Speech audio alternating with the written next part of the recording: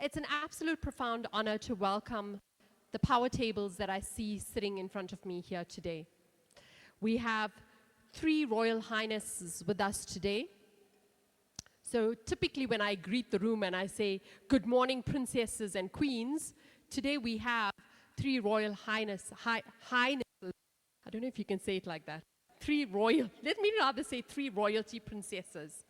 Dr. Tebogo Modjadji from Limpopo. Let's give her a round of applause. So Limpopo, anyone else from Limpopo in the house? Wow, right. Her Royal Highness Princess Shepi Motlong of Batlokwa, KZN. I'm from KZN. Her Royal Highness Princess Daisy Sedimendi of Batlokwa, Northwest Province.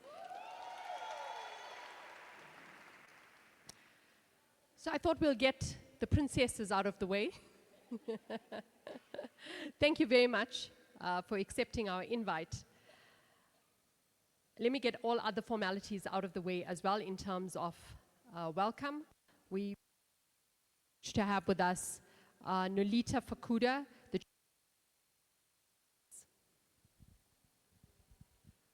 I have an outside voice, so while technology is coming, I'll exercise that. If I was a guy, I would say they would have called me Mike. Right?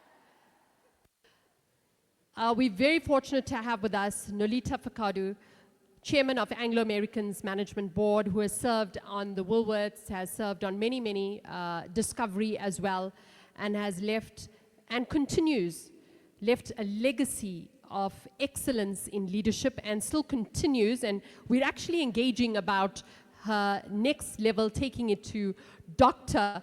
Nolita Fakadu with Regenesis, right? We're claiming this for her.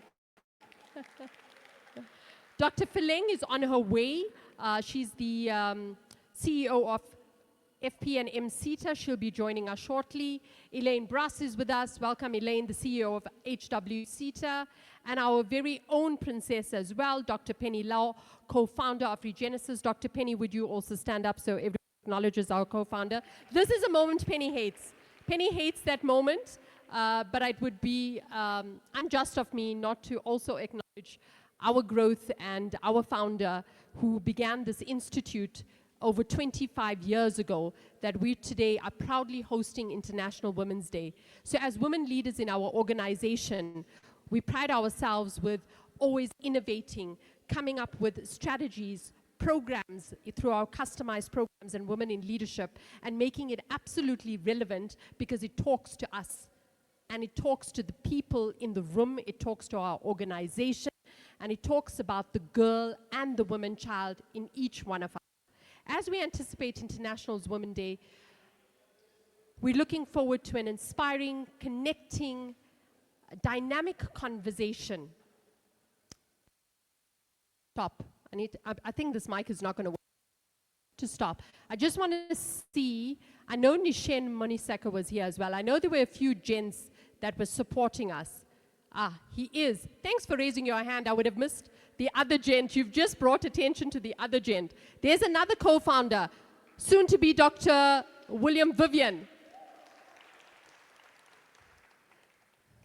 And it's good to see the women in the room with men, because we do need the men in the dialogue. If we're ever going to, it's not just about us having the conversation, it is also bringing the boy child and the men closer to the conversation, that the 30 years that we celebrate today in International Women's Day is not in a community of women looking to breaking barriers, but how do we get men to break their own barriers too, to allow women into the spaces that encourage diversity. While we have seen progress and we come together in March to celebrate International Women's Day and in August to celebrate South African Women's Day, there certainly has been progress. But the story is still one of imbalance when we look at the stats. And I always say that numbers never lie. So here's some scary facts to consider. And really these facts are to give you perspective that when we have the conversation today, it should really be about accountability. Not about coming together to listen to inspirational, motivational speakers and knowing that there are leaders up there that are doing something in the minority. But taking accountability that I'm one of those leaders that is going to step out of Regenesis today and make a difference by transforming myself and those around me. In South Africa, women hold about 40% of professional positions in the private sector and occupy 33% of senior management positions, 39% in the public sector. Encouraging 8% more women are employed in the public sector than men. And this shows some steps towards equity in some areas. However, women remain significantly underrepresented in key industries: mining, transport, logistics, construction. And when I name these sectors, these are the sectors that are driving major economic growth in South Africa. Additionally, many women work in the informal sector, which remains precarious and provides limited opportunities for advancement. We live in an era where the narrative of leadership is sitting in this room to be rewritten, where boardrooms, institutions, and industries are witnessing and will continue to witness an undeniable power of women who dare to challenge the status quo.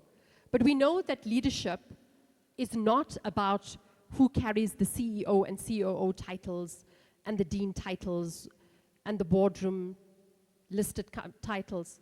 It's really about impact, transformation, and influence at every level. And these are the emerging leaders that will take up tomorrow's positions. Our distinguished speakers and panelists truly encompass a diverse range of industries, yet they have a common thread: resilience, perseverance, a fighting spirit, an unyielding commitment to breaking barriers. I'm hoping they're going to dip into personal stories today that will leave us inspired and remind us that leadership is about lifting others as we too climb, about making room at our table for those who follow, about opening the boardroom for women to enter. And as we engage in these thought-provoking discussions today, let us remember that the future of leadership is not just about including women. It is about getting the men involved in dialogue. So I'm highly impressed that we have Nishen Munisekar and William Vivian joining us today. The world is changing, and we have to own the architecture of that change. It is my great privilege and pleasure to announce our esteemed keynote speakers today.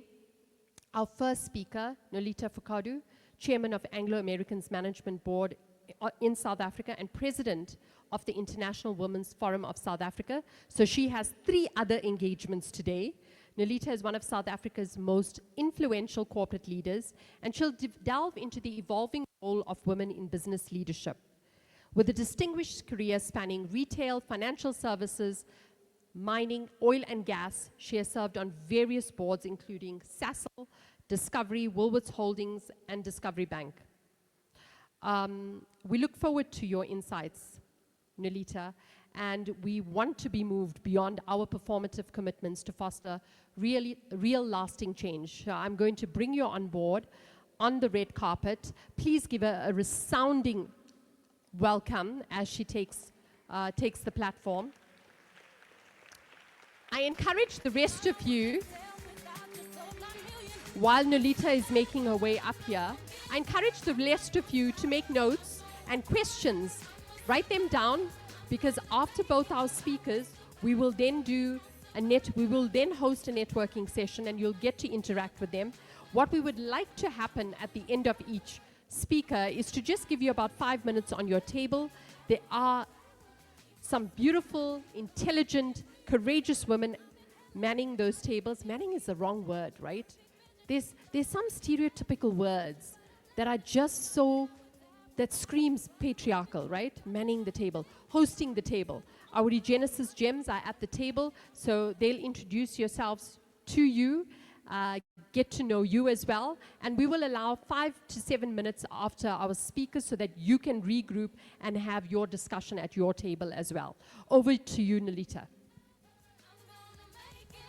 Thank you very much, Miss Inderani Reddy.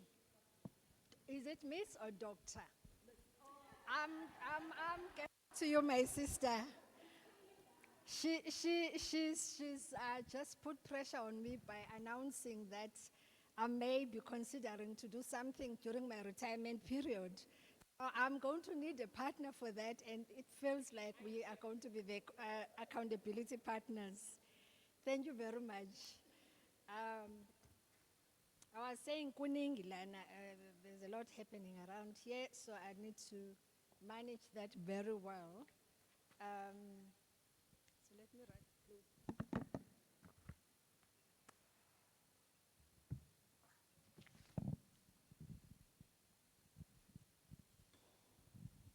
No, when you have technology fighting with the old-fashioned paper, you know what's going to happen? The paper is going to win, because for me, that's what I'm more comfortable with. But thank you very much for that introduction, and more importantly, for inviting us to be part of this session. So to the deans of the school, Dr. Penny, who's more than just a dean, but also one of the founders, it's really a great privilege and pleasure to meet you this morning. Dr. Sibongiseni and others that we saw this morning. My sister and friend Karen, who I've known for more than 15, if not 20 years. It's good to see you. And other academics who are here present with us this morning. My fellow panelists, especially Her Royal Highness Dr. Tebogo Mojaji Kekana, whom I've admired from a distance, and it was great to meet you this morning. And I also met my younger sister, Miss Tumi Mualusi, and it's good to have seen you once again, and I'm looking forward to the engagement that we will have this morning. The other Royal Highnesses in the room, may I also acknowledge you as well. And thank you for coming in, and honored guests, good morning and happy International Women's Day. Thank you. So someone once said that when women have a sense of complementing each other instead of competing with each other, then magic happens. And I do hope that this morning will be one of those magical networking and bridge building sessions that further strengthen our voices as women, and it will be a great start to 2025, which promises to be a challenging one on all issues of activism that good people care about. Thank you for inviting us, and I'm saying us in wearing the cap of the International Women's Forum of South Africa, which is an organization that I'm privileged to be part of and to be leading at this point in time. And I do know there are some of our members who are here with us this morning as well.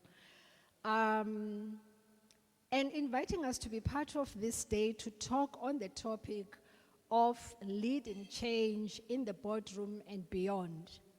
A very appropriate and relevant theme, especially for our South African women who continue to be trailblazers and leaders in various sectors and industries, including the public sector and civil society. Proper introductions. My name is Nolita Fagude, a proud beneficiary of Employment Equity Act, Affirmative Action, and Diversity, Equity, and Inclusion.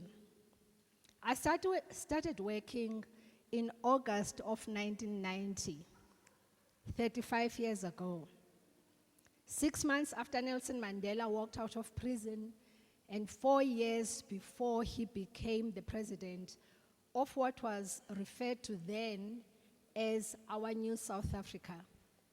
So my career journey throughout the 35 years that I have been working in the private sector has been shaped and influenced by that context. Without the enabling regulatory framework of Employment Equity Act, BBBE Act, and Equity Act, as well as the South African Constitution, which came about due to the political will of government, and as well as a private sector that at the time, in the 1990s, was much more committed to transformation than it is today. I believe that my journey would have turned out differently, regardless of how much qualifications and other values I was bringing to the table. Hence my introduction.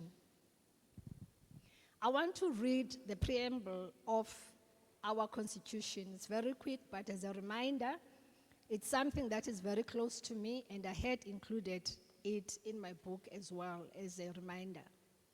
We, the people of South Africa, recognize the injustices of our past, honor those who suffered for justice and freedom in our land, respect those who have worked to build and develop our country, and believe that South Africa belongs to all who live in it.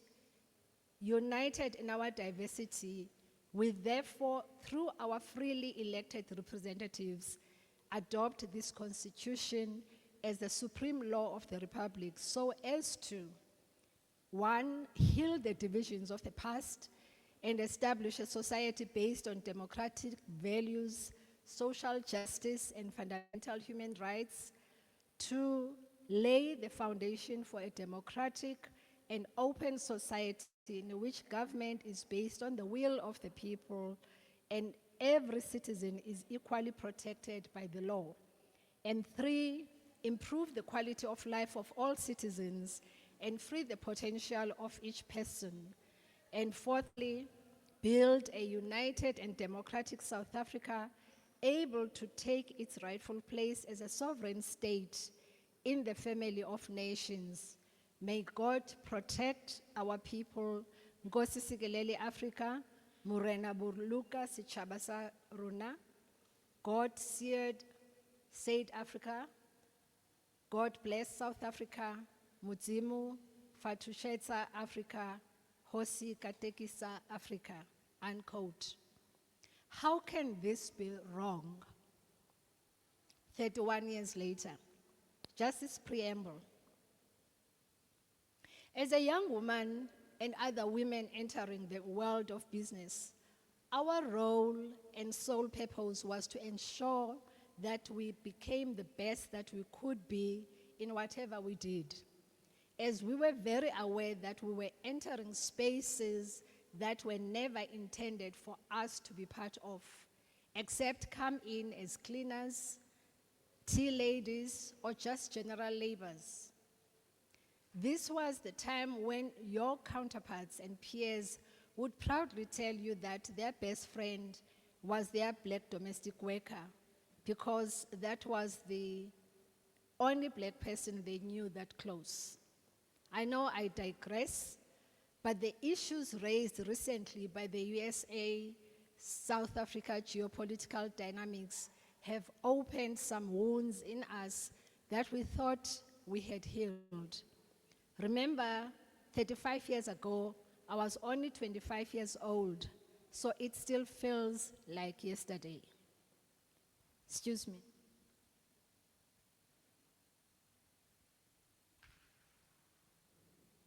I need a tissue from my bag.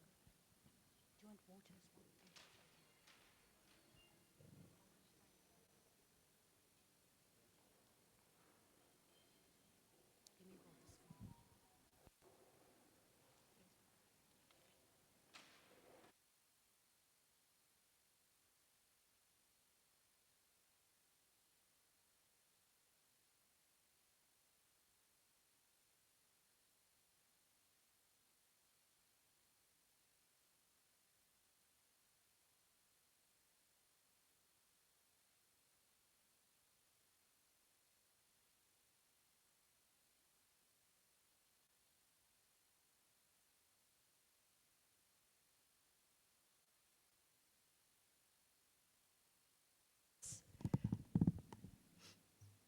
Apologies for that break. I needed to get myself organized.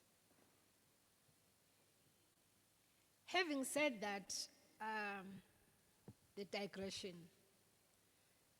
As my late mother often reminded me, it is not how you got here that matters, but rather what you do once you are inside and have reached your destination. This being one of the many lessons and life lessons that she taught me early on as a 19-year-old university student who had just received a driver's license and wanted to show off by borrowing her brand new car to attend a relative's 21st birthday party. Rather than take our old battered red bakkie, so when I sulked and refused to go to the birthday party because the old car was embarrassingly battered, we all used it to learn how to drive, so obviously you can imagine the condition it was in. She, however, made very insightful remarks that only mothers know how to make. One of these remarks was, "Is there something or someone taking a register at the birthday gate to check who came in what car? Will you be given less food because you came in by a bakkie? So what happens to those who came in by taxis or a bus? And lastly, will they refuse for you to say something or speak to the celebrant just because you did not come in a flashy new car?" It's over the years that I have had a much deeper appreciation of that conversation with her as I moved from different boardrooms of different companies and organizations to realize that my voice and contribution was no less important than that of someone who came from a private school or a suburb rather than a village like I did, even though they may have even come by a private jet. I have taken that lesson to heart to help build my self-confidence when navigating different environments, especially when I knew that I had something to say and value to add. Besides, my seat at the table was already secured and paid for by the struggles of many other Black people who had been in the private sector ahead of me, as well as symbolically by Mandela's walking out of prison after 27 years. We knew how to toy at the time and march outside in the streets in order to get our results, but we did not know how to find the right dance once inside these boardrooms. So how have we navigated this journey? People like myself and my sisters and brothers, but some of my sisters, like Nonkululeko Koboto, Cindy Mabaso Koyana, Futi Mtoba, Aaron Shanley, Colin Larson, Gasti Kutse, and many others in the room today, even Dr. Penny for that matter. We all have had to build the bridges in our own way, find our own authentic dancing styles that suited us and our goals without compromising who we are. This is how we found our voices that turned each one of us to be corporate activists inside those boardrooms. I will share some of my processes and tactics, and hopefully this can work for you or will resonate. Remember, in the private sector, then, even now, you did not have a shareholder who had concerns about transformation to the extent that we had in the public sector, where your shareholder was championing the transformation. I believe that is still the case, though, even today, even though at least within the private sector, we use the framework of the ESG, as well as DEI, as a standard of minimum compliance that most companies aspire to. However, what happens now that the USA has struck off the ground anything to do with DEI is of great concern. In fact, what happens now that they are coming for what they refer to as race-based laws in South Africa? One wonders. Regardless, some of the lessons that I have learned and we have learned over the years are, firstly, build your own brand, who you are, what you stand for, especially your values and your principles, because this will shape your life purpose, and you may never know later in life, these become your non-negotiables when you have to make tough decisions. Secondly, knowing your value and your value proposition. Personally, for me, being the firstborn daughter in my own home, traditionally, I am called Mafungwashe, which means the firstborn daughter. And I know most of us who are firstborn daughters, regardless of your culture, you're either Makatsi or Ragadi or aunt, and you are that aunt and Mafungwashe who gets invited into spaces that normally even your own mother doesn't get invited to. When issues are discussed, you get consulted. You get to be in spaces where women are generally not participating. And playing a role of Mafungwashe gives you a sense of accountability and responsibility, because you know you are the voice of those who are not at the table. So very early on in my career, I knew that any table that I found myself sitting at, because at the time, obviously, there were very few of us, if no one, who looked like you or who even spoke with an accent like yours, when you're sitting at that board table, that it was important to remember that you were bringing the mandate for transformation, for change, and activism of those who were not with you. And therefore, that opportunity should not be squandered. And thirdly, being at this table, you need to leverage the policies of the company.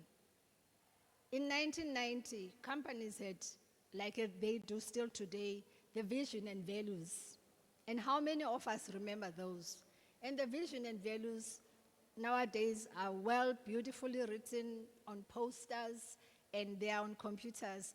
But how many of our leaders in the organizations walk the talk? And a vision and values statement for me in my books is as sacrosanct as the Constitution and the preamble of the country.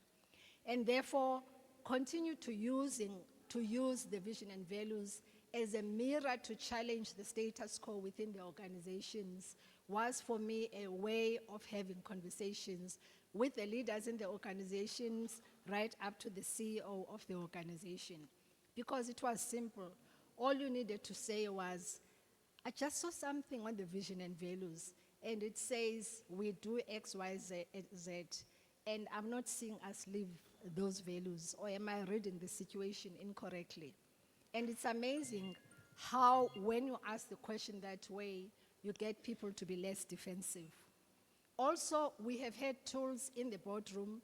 Nowadays, the Companies Act gives you the Social Ethics and Transformation Committee, which in my mind is one of the most powerful committees after the Audit Risk Committee.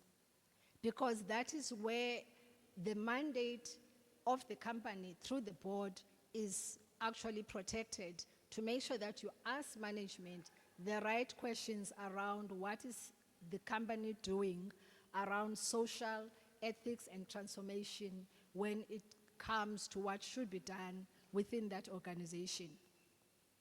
Also, external networks are very important, like those provided by sister organizations. I've mentioned the International Women's Forum of South Africa, but there's also Association of Women Chartered Association, APSIP, 30% Club, among others, and regulatory frameworks that I have referred to. And it's important, again, that we arm ourselves as activists and as leaders and women leaders with understanding what is it that we can use to leverage when we get into those environments. Because if you don't, what happens is that you end up thinking that people are doing you a favor by giving you access to opportunities.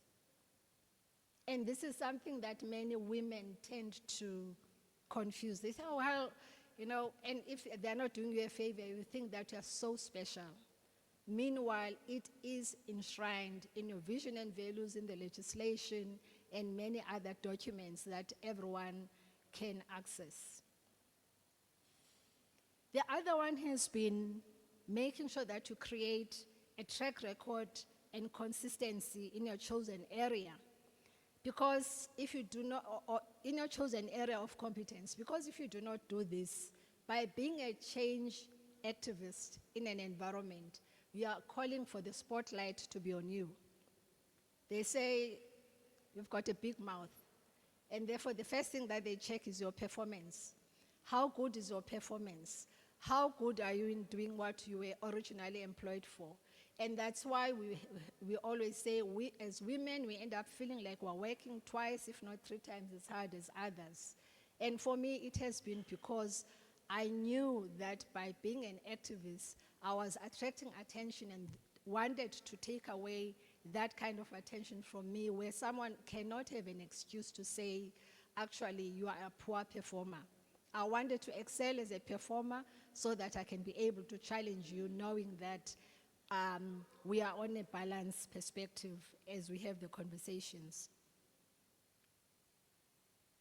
Part of this journey for me was the fact that I first joined an organization called Black Management Forum in 1995 in Cape Town, and I came through the ranks, branch chairperson, became regional and provincial chairperson, and at some point, I later became a national director and became the first woman president of the organization in 2003. It's shocking to think that it was 21 years ago when that happened, because then again, we were also naive to believe that the organizations will continue to change and transform, and even organizations like BMF would be able to take this transformation journey seriously. And sadly, in our instance, it took another 17 years before we had the next woman president of the organization. And I'm sharing this because it's very easy for us to be put into a false sense of, well, things are going to happen because they've always happened this way. And when you are a corporate activist, you have to be relentless, you have to be resilient, and more importantly, you've got to be intentional. And being intentional is staying close to what you know best, do your job, and secondly, follow through with your passion and the areas of focus. The other one has been making sure that I had access to mentors and coaches and people who would support me throughout the journey. Not having mentors, formally or informally, would have been a career suicide in many ways. Because again, as I was saying to me earlier on, even when we started with, should I say, her other relative, who is her father, those years, we knew that there were men and women in our organizations who were allies. Prajon Mualusi, Lawton Ndlovu, Ruel Koza, Eric Mafuna, and many others who, when they saw you as a young person, they wanted to mentor you and make sure that you became successful. And therefore, I really encourage that you find the allies that are there, work with them, partner with them, and as you can hear, I'm mentioning men who were allies and men who made sure that we succeed. So the issue is really about making sure that we bring in all those who support us in various ways. And the last and interesting part for me, because otherwise I'll talk the whole morning, is that when I got this opportunity to be elected as president of the organization, which is why I was giving you the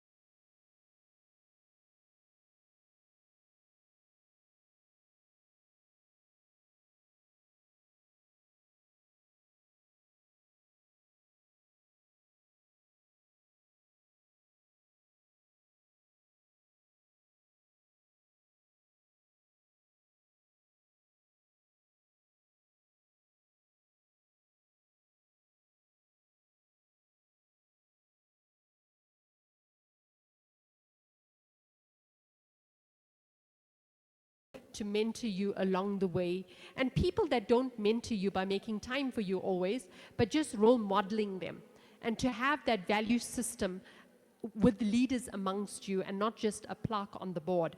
So I'm going to open up now for the different tables to start their discussion led by our Regenesis hostesses. You'll see them because they just radiate this authenticity when they facilitate right now. So we'd like to let you take the lead for about 5 or 7 minutes, and then we're going to have, I'm not going to go table by table, just any table that wants to make relevant contribution. Regenesis, you can get someone from the table nominated other than Regenesis to make those contributions, and then after that, we're going to go and listen to Her Royal Highness, Dr. Tebogo. Too many titles there for me this morning. Over to you now. Let's hear your conversations at your table.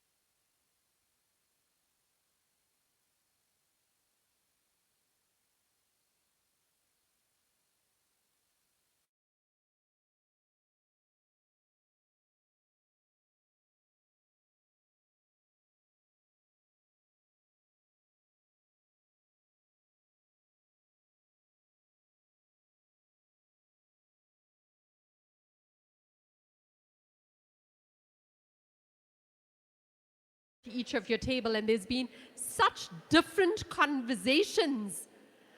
And that's what makes women so multifaceted and complex.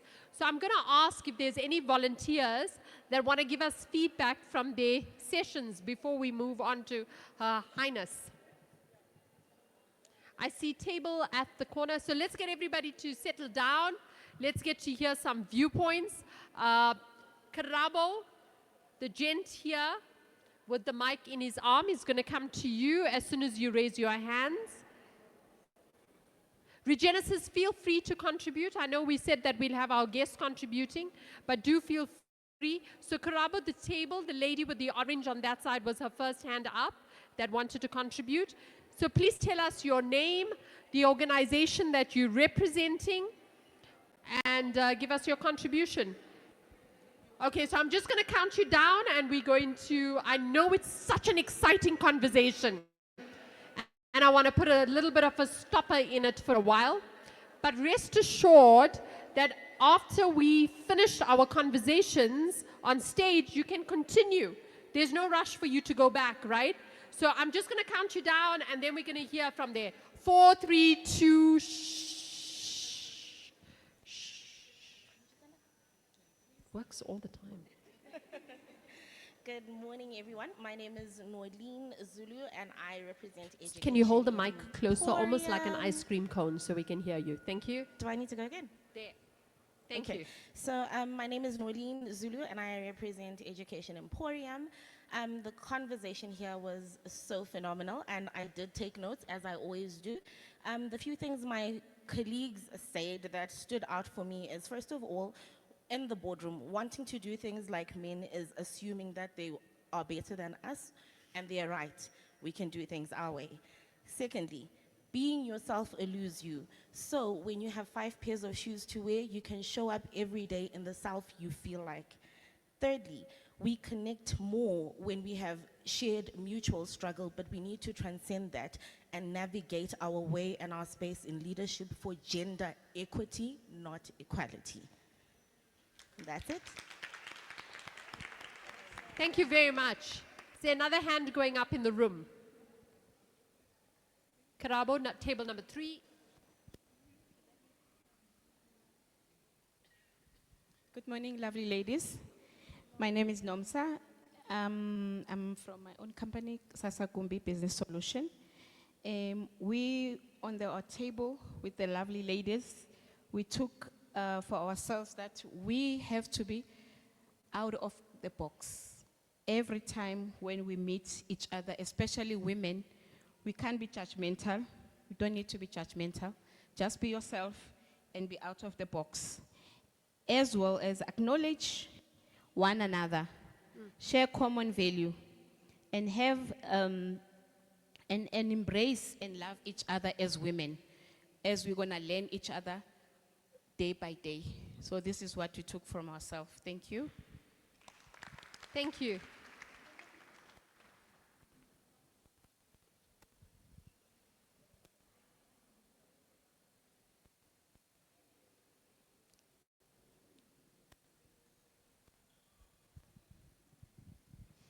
Good morning, everybody. My name is Raksha, and I'm from FBOP. Please don't be scared. Okay. So yes, the conversation was really enlightening around this table. We spoke a lot about values, bringing our organizational values into our personal life and obviously our professions. And what stood out for me was obviously we spoke about integrity, which is quite important, but also something that sits very close to my heart and is one of the values that we have at FBOB, which is people. And the way I believe, and what I always say to my team back at the office is that you encourage your people to carry you.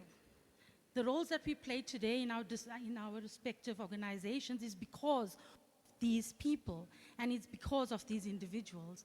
And I think sitting in these boardrooms and sitting in these corporate meetings and so forth, we need to be thankful to those individuals that has carried us and placed us onto those chairs, where we can then make decisions on their behalf. And I think the most important factor that we can, what stands out for me is that we've got 4 ladies here young ladies that have been brought through to this event to actually be exposed in terms of what do we do? What can I do to one day sit in a corporate chair? And I hope that all of us, we look at you guys and say, one day we were there. Yes, I was sitting there, in the chair. I always wondered, when am I going to sit in that chair, the decision-making chair? And the day will come. Thank you so much. Thank you, AVBOB, for supporting Regenesis as well. I think we're going to move on to our next dynamic speaker. I walked around and just listened to the conversations, and they were very different dialogues from how do we show up. And in some of the conversation, it came across, how do we show up against the men in the organization? And I just want you to remember or have this vision in your mind of the yin and the yang. When we talk gender parity, when we talk equity, when we talk diversity, we should think about this. It's about the complementary value systems, the complementary strengths, the complementing of each other's weaknesses with the other strengths that this yin and yang comes together with. And when we see it as complementary and not competing, we become more comfortable with the myriad strengths and complexities that women bring into a diverse boardroom, into a diverse team, into diverse mentorship, right? Sometimes and often, the limitations we put on ourselves through what we have lived in a patriarchal society has created a fixed mindset that we have imprisoned ourselves for many decades. So how do these 29% make it up to executive level? And most often when you speak to people like Nolita, to Dr. Teboho, Dr. Penny, other thought leaders in women, you'll realize that it wasn't so much about what was happening to them than what was happening for them and within them. So the same adversities presents at every level in the boardroom, in our homes, our societies, our communities, our nation. And sometimes we have nationalist sentiments or tribal sentiments, and then we become competitive as well. But it's really about what happens within us to be able to face these adversities time and again. And so when we are able to take accountability of what's happening within us, in whatever storm we're in, whatever tsunami we're facing, we're rising ourselves above. And those are the role models that we were aspiring to find, that we become. And so one of those role models that I'm going to introduce you to now, another dynamic princess, queen, Dr. Teboho Kakane, is an exceptional thought leader. She's an entrepreneur, public figure, and she influences across wellness, renewable energy, mining, hospitality, so unrelated industries. And as the founder and president of the Chamber of Business and Tourism, she champions women empowerment in traditionally male-dominated industries as well. So we're looking forward to her powerful insights on how women can break into high-growth industries such as renewable energy, mining, and technology that really moves the dial in our economy. Over to you, Dr. Kakana.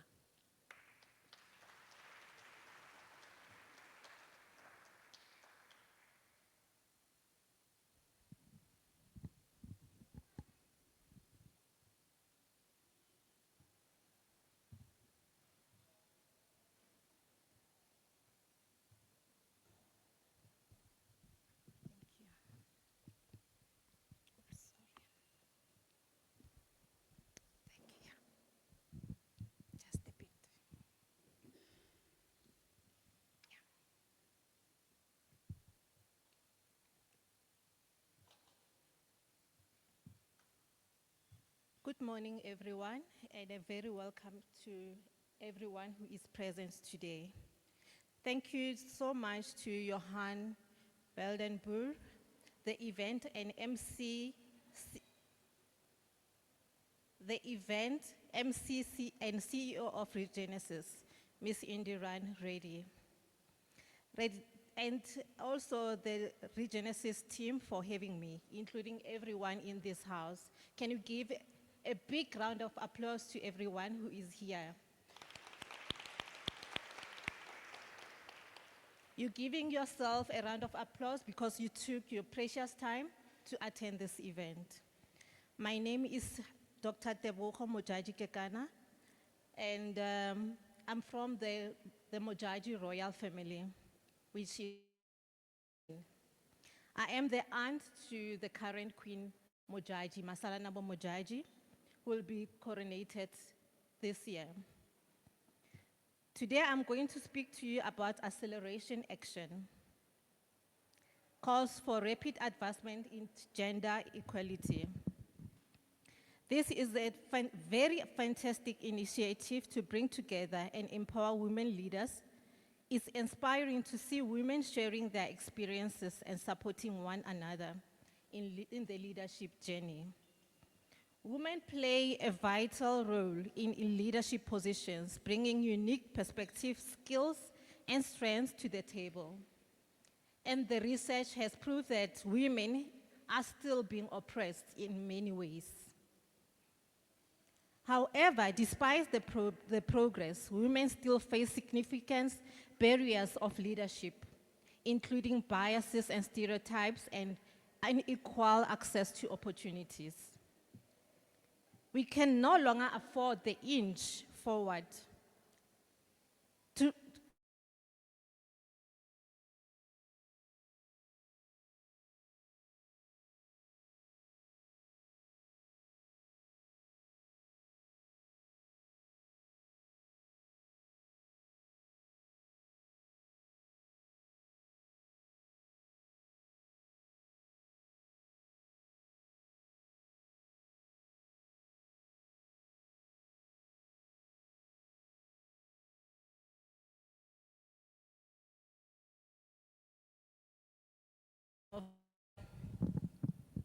of pointers as to why we need to accelerate the action. Agency of issues, the data speaks for itself. At the current rate of progress through gender parity will remain a distant dream generations away. Economic impact, empowering women is not just a moral imperative, it is an economic necessity, unlocking innovation and driving global prosperity. Social justice, every woman, regardless of their backgrounds, deserve equal access to opportunities in education, health, leadership, and political participation.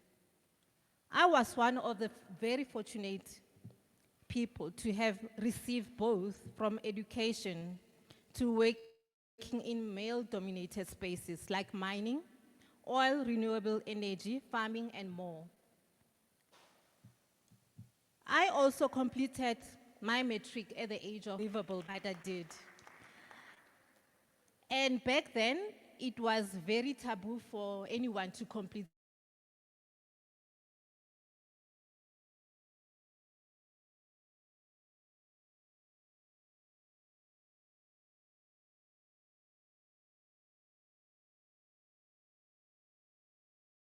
subjects.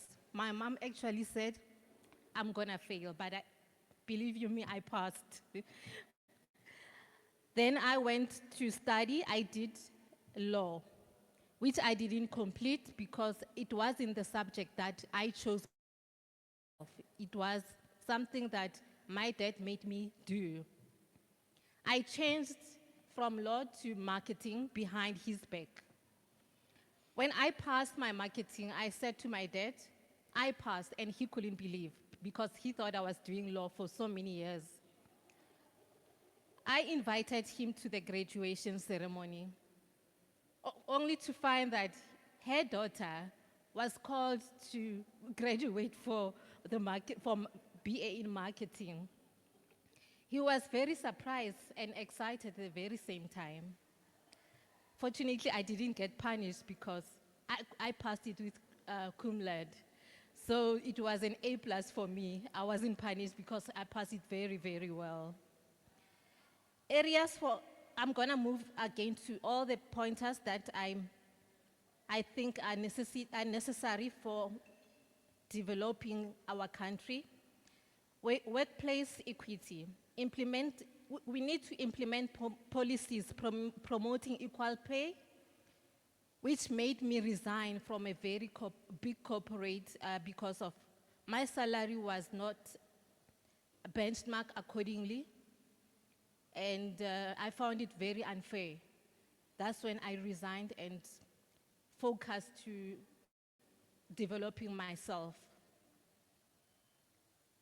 I then went and registered for my honors. I did my master's while I was away. I did my first PhD, and unfortunately,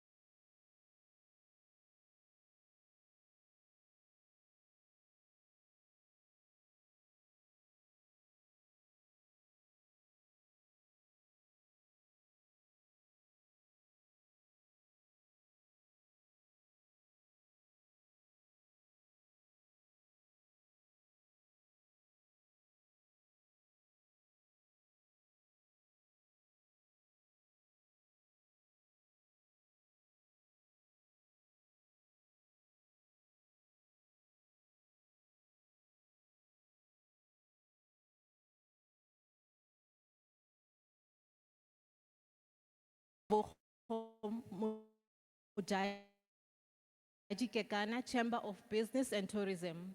That's my company. Pledged to employ 80% of women in our space. Spread as follows: 40 will be executives, 20% will be admin, and the other 20% will be junior positions before the end of this year. I'm also happy to announce the growth that the chamber has been doing since the inception of it. We have successfully registered the chamber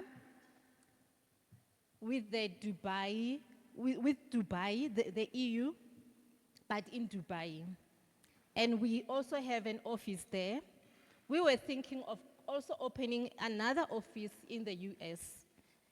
However, due to the conflictions between us and the US, we decided to pause a bit and see what will happen.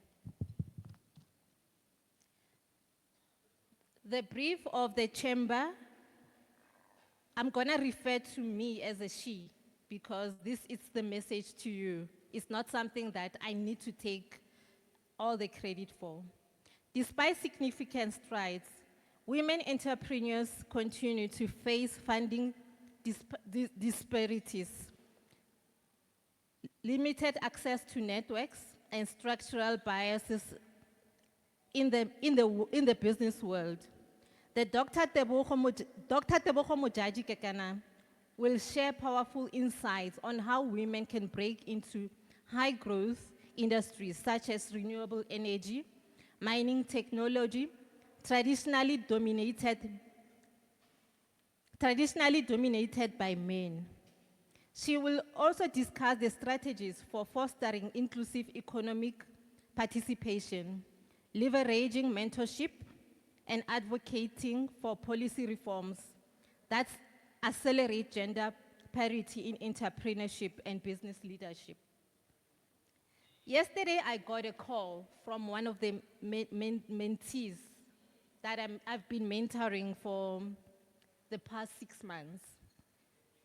The lady has been struggling with accessing funding. I guided her where to go. Yesterday, she gave me a call. She said to me, "Ma'am, please check your email." Reading that email, I almost fell off my chair. She's been doing drastical changes with her business, from a negative 5,000 to a positive 1,600,000 within the 6 months. This is how I want to contribute to our economic growth and create jobs. Women entrepreneurs create jobs and increase positivity, which can lead to higher gross national product and per capita income. Increased competition, women entrepreneurs can challenge existing firms to become more competitive. Introduce new products and services. I've launched a cologne brand last year, November, and the cologne brand is doing wonderful work. I employed more than 200 people within this space, and I'm hoping some of you will be part of it as well. Introduce new projects and services. Women entrepreneurs can introduce new products, which is true. Think outside the box. There are so many things that you can sell, and don't be afraid of selling. Here I am, I'm still selling things. I'm selling water bottles that are manufactured from my factory. I sell colognes, I sell blankets. And I'm not doing all these for myself. I'm doing all this for my legacy. My children, my grandchildren, and my great-grandchildren. But my children knows that whatever me and my husband are working for now, they are not theirs until we are no longer in this earth. They mustn't feel entitled. Women entrepreneurs can bring unique perspectives to industries and markets that have traditionally been dominated by men. I saw it.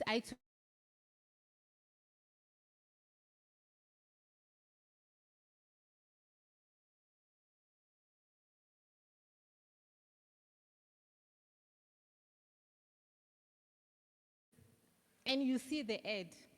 Take your phone and call the number. Ask to speak to whoever is in charge of that advertising. Speak to them. Tell them what you can offer. Today, we are very fortunate. We have Google. We have AI. That you can ask it for any information. It will give it to you for free. Unlike coming to me for mentorship, I charge. Create new solutions. Women entrepreneurs can challenge conventional thinking and create new solutions to the problems. How women contribute to poverty alleviation. Generate income. Women entrepreneurs can generate income, isn't it? Isn't it? Yes. We can create food from nothing. We can create designer clothing from just the cloth that we find in our houses. Why women entrepreneurs are important?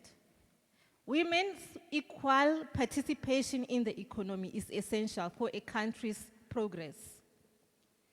In closing, together, let's move beyond incremental change and embrace a bold vision of a world where gender equality is not just a goal, but a lived reality.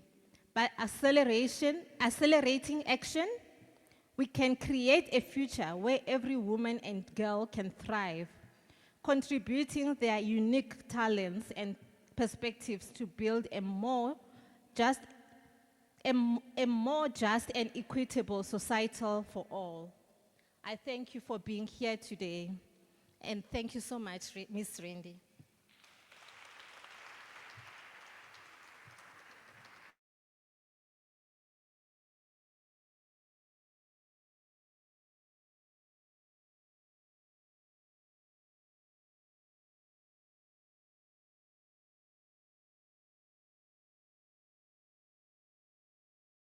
That Dr. Toboko spoke about entrepreneurship. If we want to see the economy move, it's not just about doing jobs and being employed, but by creating opportunities. And I'm hoping that we're celebrating, let me see from a show of hands, business owners in the room. Wow, wow, round of applause for you. You are changing our economy, like Dr. Toboko. I love that you spoke about legacy. Why are you doing this, right? And for your children, so that they have a legacy to look up to, for generations of sustainability. I loved when you spoke about really legacy talks to the Regenesis values, and I'm going to do a little bit of a diversion to Regenesis, and it was taken from your tree, so thank you for that branch. When we talk legacy, we're really talking personal mastery. We're talking about a program that's close to Regenesis' heart. There's my champion of personal mastery, Lisa Schaefer, sitting right in the back, supported by Melissa Lai, supported by our academic Chief Operating Officer, Liz Moore, on this side as well. And when we talk personal mastery, it's really about weaving into our transformation. Here we say curriculum, right, because they're students. But let's leave the curriculum aside. Personal mastery is really something we hone in, whether we're studying a curriculum or whether we are studying life. And so it talks about emotional quotient. How do I master myself before I can lead and others? Because if I can't manage myself, and I love the word emotion, isn't it a stereotypical word that men use around us when we're in the boardroom? Oh, she's so emotional. She's having a day, right? And I think, like, who amongst us doesn't have an emotion? Do people get happy, people? It's an emotion, huh? Do people get angry? Emotion. Do you feel joyous? Emotion. Frustrated? Is it an emotion? I want to see a man who can't display that. They probably amplify it more than us, right? So we're all a bunch of emotions. And at Regenesis, through personal mastery, we're really talking about how to leverage these emotions. Anger is important. Suppressed anger will lead to resentment, bitterness, and actually create lots of toxicity into you. But an emotional quotient is, how do we direct the anger? How do we deal with it? How do we unpack it? And that's important when we lead people. So we go from emotional quotient to spiritual quotient. And that's exactly what Dr. Tebogo was talking about, leaving a legacy. And it's not about being the doctor, the princess, the COO, the head of academics, the dean, the owner. It's not about that. It's about who am I minus all of this. Take out all the 5 pairs of shoes, right? Barefoot and me. Who am I and how am I contributing? So at Regenesis, we don't talk religion when we talk spiritual quotient. We're really talking about who am I and what are my gifts? What are my talents? What is my uniqueness in the 7 billion people that I've descended to do something great? I love this saying by Mother Teresa, and she says, not all of us can do great things, but all of us can do small things with great acts of love. And I think that is something that women bring in naturally. Naturally, we bring love, nurturing, collaboration. And we've moved into an age exiting competitiveness into collaboration. And these are natural attributes that women hone within them. They harness it naturally. Women are creators of the universe. Birthing. You've got to nurture that little one, right? You've got to have patience after feeding, whether it's on the breast or in the bottle, at 3 a.m. and have patience. You've got to persevere. These are natural attributes that come, that we need to see into the boardroom and really taps into spiritual quotient. IQ. Before the child goes to school, who teaches him to speak, to engage, to count, to read, to write the name, to know the address, to memorize the phone number when you get lost? Who does that? Mothers. IQ, awakening potential, happens from the time that baby is in the womb, right? You don't need to have a child to do this, right? There's many women that are playing these roles in their society already. So we've covered EQ, IQ, SQ, physical quotient. You can't have a legacy and leave a legacy and live spiritually and emotionally connected, leading others, if the next pandemic, and we've witnessed a pandemic in our lifetime, comes out and just wipes us out. Forget the pandemic, right? How unhealthy eating, diabetes is quite rife in South Africa. Cardio issues quite rife in South Africa. So as South Africans, we should be concerned about health issues around heart attacks and diabetes. So your physical well-being, we should become examples of this. And then financial, I remember the table behind us. I can't see your number. Number three. Had Rolene from My Wealth Investments. So in personal mastery, they support Lisa with rolling out financial quotient. And that's the basis of all entrepreneurship or as a worker or as a householder, how to manage your finances. But what did they do differently? What do we do differently? It's teaching you how to make money multiply itself instead of just going out to expenses. And those are the cues that we talk about that lead into leaving a legacy. So thank you again, Dr. Tebogo. I'm sad that we didn't get to say another goodbye to Nolita, but she had a function to attend. In her absence, let's give her a round of applause. She was outstanding as well. Right. Ladies, we're not going to feed back into the session, but from everything that we've spoken about, I'd like you now to have your next discussion points at your table, whether it be the personal mastery, whether it be legacy, whether it be entrepreneurship, whether we still continue the conversations about breaking barriers. But I'm going to add a to-do list. I like giving out tasks, right? So table hostesses, the to-do list is that each person makes their 3 commitments to themselves before exiting our building today. And then we'll check in on you in 6 weeks and 10 minutes and 3 seconds, right? I'm kidding, right? you're going to have to be accountable on this. See, if you joined our personal mastery program, we do have coaches that will check in on you. So that's another advantage of joining Regenesis. But really, it is about promoting Regenesis. I almost said it's not. It really is. I can't help it. I think when we love something and we feel passionate about something, we can't stop talking about it. And that's just me, right? I really love the fact that we have a very simple vision. Too simplistic, making the world a better place.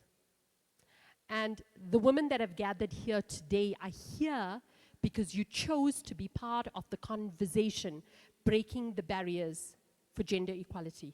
So you chose to make the world a better place for other women, or you wouldn't be here today. So I look forward to your conversations in your table about how you are committed to making the world of women and yourself a better place in becoming your best version. Thank you so much for joining us today. Thank you to our VIP guests. We're really, really honored to have you here. And let's take the conversations into action, ladies. Thank you. Please give yourself the loudest applause.